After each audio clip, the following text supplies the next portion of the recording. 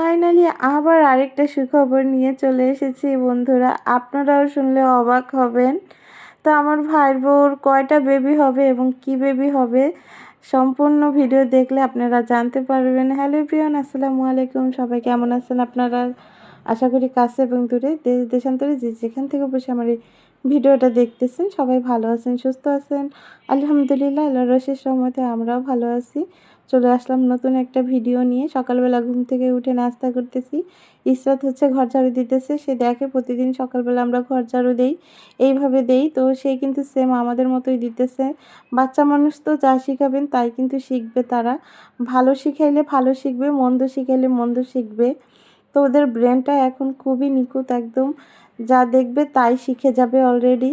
তো আমাদের মতো সেও করতে চায়। আমরা যে কোনো কাজ করতে গেলে সে আমাদের সাথে করে, আমরা দেখি। কিন্তু আমার ছেলেটা যে সে আবার এগুলো করে না। সে বুঝে যে এটা ছেলেদের কাজ না, এটা মেয়েদের কাজ। তো সকালবেলা উঠে আমরা নাস্তা করতেছে চলে এসেছি। আর সবাই কিন্তু চলে গেছে, যাদের অফিস আছে সবাই অফিসে চলে গেছে। আর আমরা নাস্তা করতেছি। গতকালকে গেছিলাম হসপিটালে আলট্রাসোনোগ্রাম করতে। তো আলট্রাসোনোগ্রাম করতে এমআরআই করেছি। তো এই যে আমরা পাকের রুমে চলে এসেছি। খাওয়া দাওয়া করা শেষ। এখন পাকের রুমটা পরিষ্কার করে নিব। পাকের রুম পরিষ্কার ছাড়া কিন্তু দুপুরে রান্না করা হয় না। পাকের রুমটা পরিষ্কার করে দুপুরে রান্নাটা করলে ভালো লাগে। আর সকালে যেহেতু আমরা পাকের রুমে কাজ করি, ধরেন রুটি বানাইছি, ভাজি করছি, একটু নোংরা হয়েছে, তো এই কারণে পরিষ্কার করে নিতেছি। রাত্রে এমনিও পরিষ্কার করে তারপরে আমরা ঘুমাই। তো এখন পরিষ্কার করে আবার দুপুরে রান্না বসাবো। আর কিছু থালা বাসন হয়েছে সেগুলো ধুয়ে নিব। ইসরাত কিন্তু এখনও আমাদের পিছে পিছে চলে এসেছে, মানে আমরা যেখানে যাব কাজ করতে সেখানে ও চলে আসবে। আর আমরা যেহেতু আমার ভাই বোন একটু অসুস্থ, এই কারণে আমরা একটু মানে কাজ করি ভাগ করে ওকে বেশি একটা কাজ করতে দেই না। তো ইসরাত দেখেন, সে হচ্ছে একটা গ্লাসে পানি নিয়ে এসে সে চুলা জ্বালানোর চেষ্টা করতেছে।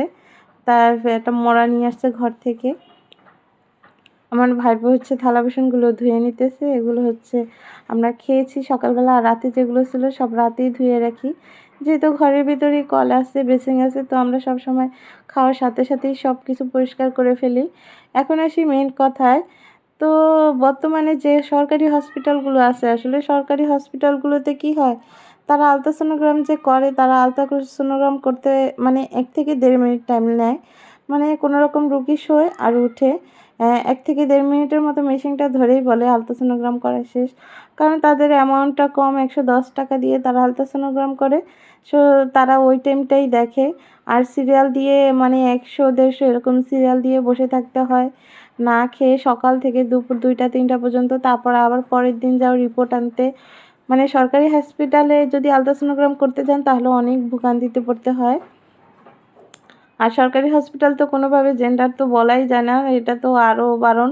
এমনি কিছু জিজ্ঞেস করলেই ঝাড়ি দেয়। তাদের হচ্ছে মেজাজ খিটখিটে থাকে সবসময়। সরকারি হাসপাতালে দেখবেন ডক্টরদের কিছু বলা যায় না, তাদেরকে এক্সট্রা কিছু জিজ্ঞেস করলেই তারা রেগে যায়। এরকম হয়েছে। তো একবার হচ্ছে যখন প্রথম 3 মাস যখন চলে তখন হচ্ছে সরকারি হসপিটালেই করাইছিলাম আলট্রাসোনোগ্রাম। তারপর যেহেতু 20 সপ্তাহে একটা অ্যানোমালি স্ক্যান করতে হয়, আপনারা জানেন কি না জানি না।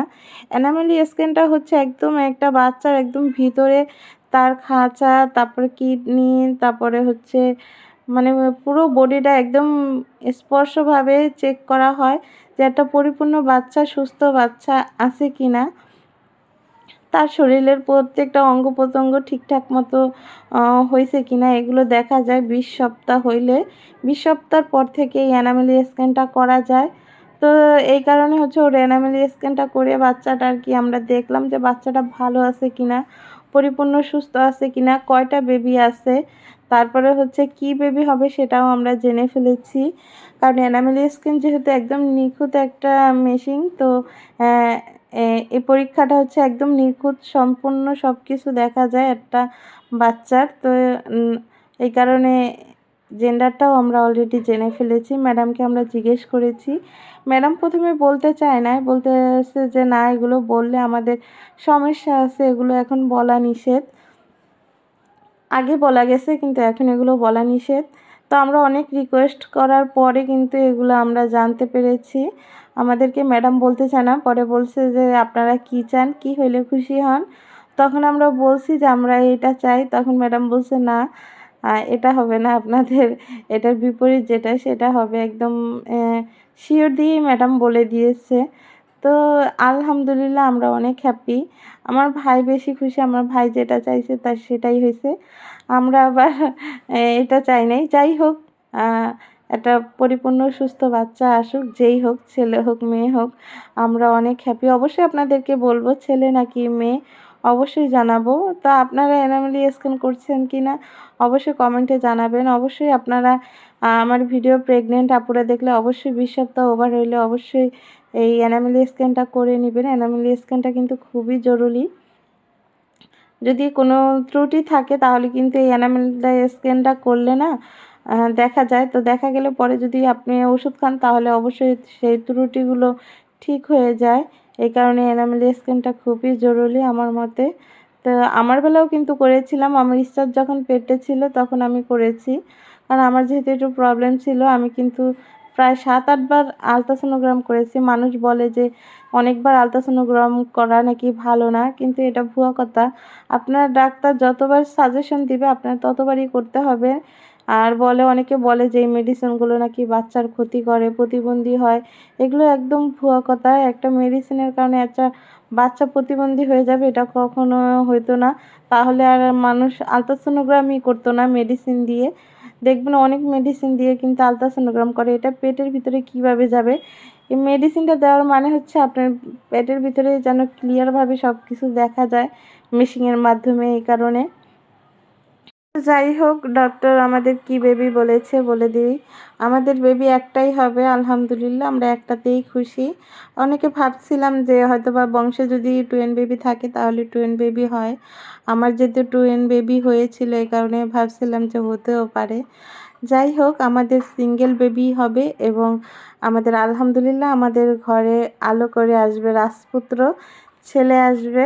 দোয়া করবেন সবাই অনাগত সন্তান এবং সন্তানের মার জন্য। খুব তাড়াতাড়ি সে দুনিয়াতে আসবে, বেশি সময় আর নাই। তার হচ্ছে প্রায় 27 সপ্তাহ হয়ে গেছে। তো আজকের ভিডিওটা এই পর্যন্তই বন্ধুরা। আমার ভিডিওতে কোনো ভুল ত্রুটি হলে সবাই ক্ষমার দৃষ্টিতে দেখবেন। ভালো লাগলে অবশ্যই একটা লাইক দিয়ে দিবেন, একটা কমেন্ট করে দিবেন। কেমন হয়েছে ভিডিওটা অবশ্যই কমেন্ট করে জানাবেন। আর সবাই কিন্তু অনাগত সন্তান এবং সন্তানের মার জন্য বেশি বেশি করে দোয়া করবেন। আপনাদের জন্য অনেক দোয়া, অনেক ভালোবাসা রইল। সবাই ভালো থাকবেন। আসসালামু আলাইকুম।